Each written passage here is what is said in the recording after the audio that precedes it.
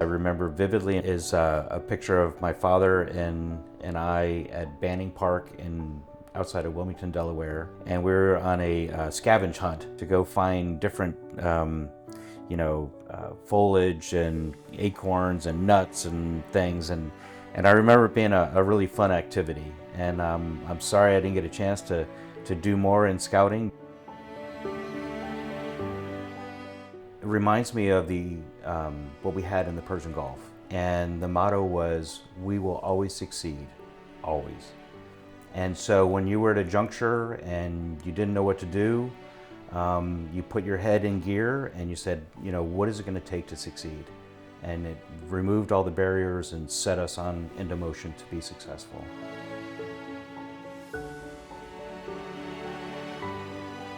I would have to say we had a super typhoon hit us in Guam. The super typhoon hit us on the 7th of December. It was 180 mile an hour wind sustained for 8 hours. Complete and utter destruction. We had the main fuel tanks in Apra Harbor caught fire, 5 million gallon fuel tank, so there was no fuel to be had. The turbidity in the reservoirs was so high that we couldn't produce potable water. There was arsenic in the wells, so we couldn't pull water from that.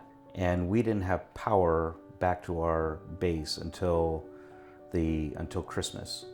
And much of the island didn't have power until the 31st of January the following year. So for me, it was an opportunity to really step into a role where there were no limits. We pulled out every piece of gear that we had. My boss at the time was forward deployed to Kuwait, and so it all fell on my shoulders.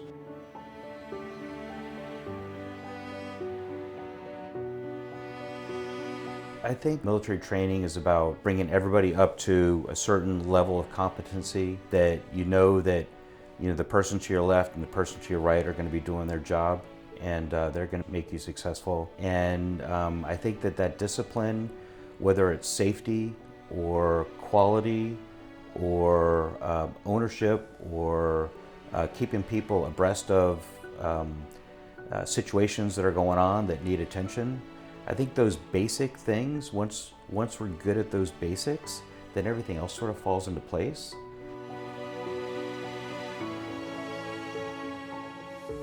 I think service means that you're taking yourself out of it and you're putting yourself in a position to assist others. You put your own interests aside and look for the interests of the whole. I think service means that it's not about you, it's about the mission.